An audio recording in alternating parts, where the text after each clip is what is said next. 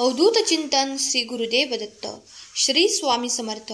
स्वामी म्हणतात, माझ्या प्रिय बाळा, मी आज तुझ्यापर्यंत आलो आहे ते तुला काहीतरी देण्यासाठी. माझे आशीर्वाद सतत तुझ्या दिशेने येत आहेत. माझे चमत्कार तुझ्या दिशेने येत आहेत. ते स्वीकारण्यासाठी तू सज्ज असावे अशी मी तुला आज्ञा करतो. तू केलेले चांगले कर्म मी पाहिलं आहे. माझी निरंतर तुझ्यावर कृपादृष्टी आहे. तू जेव्हा काही चांगलं कर्म निवडून आपल्या आयुष्यात ते निरंतर करतोस, तेव्हा माझी दिव्य दृष्टी तुझ्यासाठी निरंतर कार्य करते आणि तुझी उन्नती प्रगतीच्या दिशेने तुझी वाटचाल करते. स्वामी म्हणतात, बाळा, आजचा दिवस तुझ्यासाठी खूप काही शुभ घेऊन आलेला आहे. तुझे मन देखील आज खूप काही प्रसन्न राहील. तू माझी सेवा मनापासून करत आहेस. मी ती सर्व काही सेवा पूर्णपणे स्वीकार करतो. तुझी केलेली सेवा आहे त्याचे फळ मी तुला लवकरच प्राप्त करून देणार आहे. स्वामी तुमचे आरोग्य उत्तम करण्यासाठी तुम्हाला आशीर्वादित करत आहेत. देवाकडून तुमचे आरोग्य उत्तम प्राप्त करून घेण्यासाठी 4444 कमेंट करा. स्वामी आई, मी तुझं बाळ लिहायला विसरू नका. तुमचे आर्थिक प्रश्न सुटण्यासाठी तुम्हाला मार्ग दाखवत आहेत. जो कोणी प्रेमासाठी हा संदेश शेवटपर्यंत ऐकून त्या स्वामींच्या चरणावर राहील, त्या प्रिय बाळावर स्वामींचा आशीर्वाद निरंतर राहील, यात शंका घेऊ नका. जर तुम्ही या संदेशापर्यंत आले आहात, देवाच्या आशीर्वादाने तुम्ही इथपर्यंत आले आहात, तर ते देवाच्या आशीर्वादाने तुम्ही आले आहात. जेव्हा स्वामी संदेश तुम्ही संपूर्ण ऐकता आणि तुम्हाला ते आशीर्वाद प्राप्त होतात, ही योजना देवानेच केलेली आहे.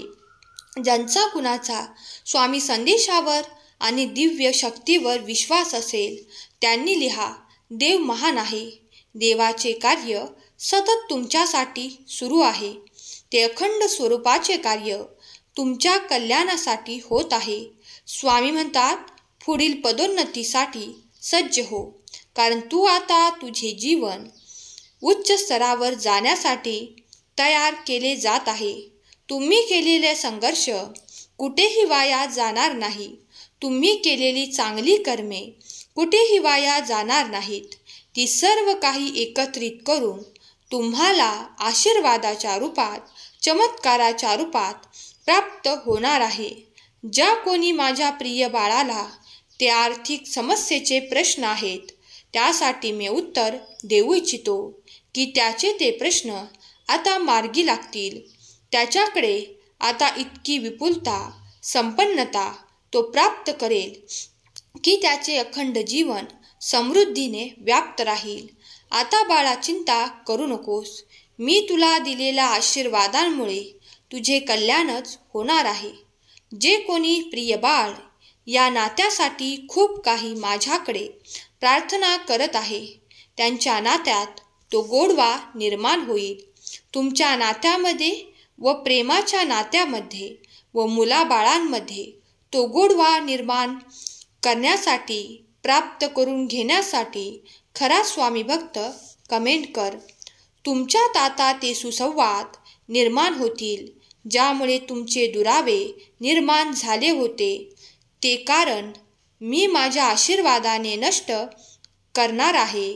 माझे देवदूत येऊन तुमच्यातील ते सगळे काही वाद संपवून तुम्हाला आनंदित करण्यासाठी माझे आशीर्वाद, माझे चमत्कार थेट तुमच्याकडे येणार आहेत. त्यामुळे तुमच्या आयुष्यातील ते कलहाचे, ते वादाचे कारण संपून जाईल आणि त्या जागी आनंद पुरेल. देव म्हणतात, जर तू माझ्या या संदेशावर आणि माझ्या वचनांवर विश्वास ठेवतोस, तर तू काही दिवसातच अनुभव करशील की तुझे ते दुःख दूर झाले. तुझे दूर गेलेले नाते आता तुझ्या जवळ येत आहे. तुमच्यात पुन्हा ते सुसंवाद निर्माण होत आहेत.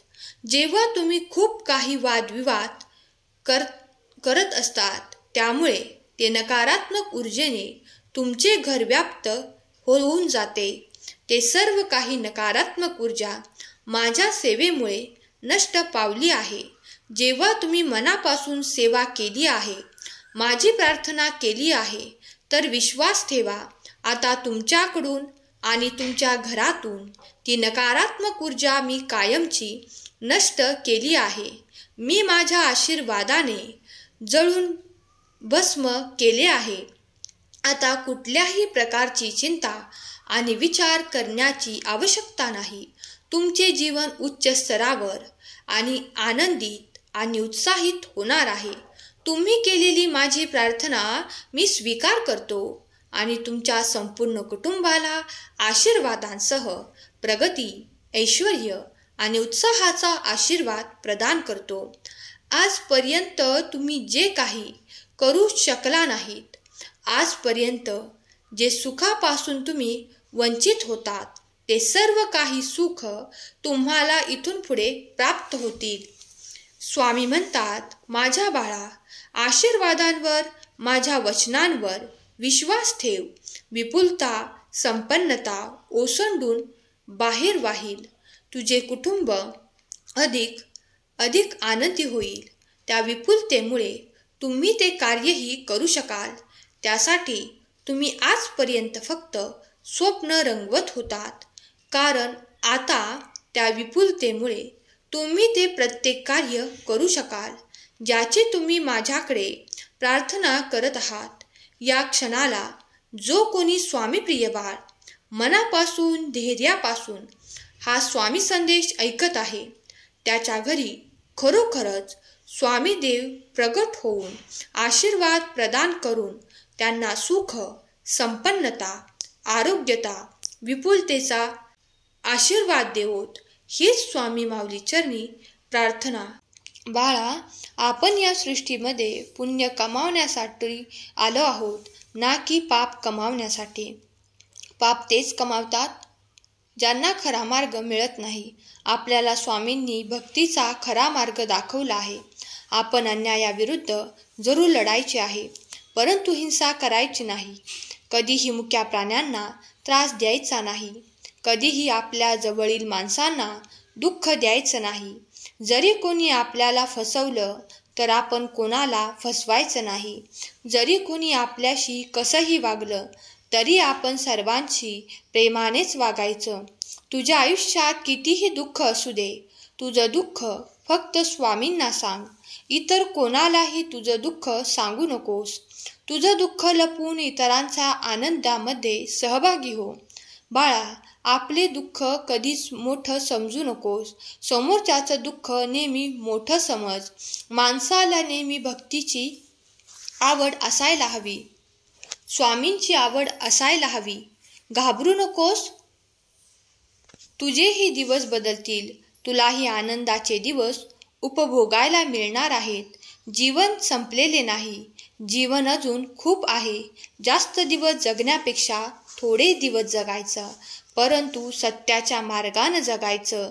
माणूस हा कितीही बलवान असला तरी भक्तीपुढे तो करू शकत नाही. ज्याची भक्ती बलवान असते त्याचं बळ तेथे कमी पडत असतं. म्हणून दुसरा कोणी कितीही बलवान असला तरी तुझी भक्ती त्याच्यापेक्षा खूप श्रेष्ठ आहे, हे कधीच विसरू नकोस. भक्तीमध्ये जेवढी ताकद आहे तेवढी ताकद कशामध्येच नाही. तुझी भक्ती निर्मळ असेल, तुझ्या भक्तीमध्ये स्वार्थपणा नसेल, तर कोणी तुझ्यावर कितीही अन्याय करू दे, त्या अन्यायाचे उत्तर स्वामी स्वतः येऊन देतील. चमत्कार तुझ्या दिशेने येत आहे. घाबरू नकोस. तुझेही दिवस बदलणार आहेत. सहमत असल्यास कमेंट बॉक्समध्ये होय स्वामी आई टाईप कर. हा संदेश शेअर करायला विसरू नका. स्वामी माऊली तुमच्या सर्व चांगल्या इच्छा पूर्ण करोत. तुम्हाला सुखात, आनंदात, ऐश्वर्यात ठेवोत. हीच स्वामी माऊली चरणी प्रार्थना. केलेली सेवा स्वामींचरणी अर्पण करते. आजचा हा संदेश शेवटपर्यंत ऐकल्याबद्दल धन्यवाद. श्री स्वामी समर्थ. जय जय स्वामी समर्थ.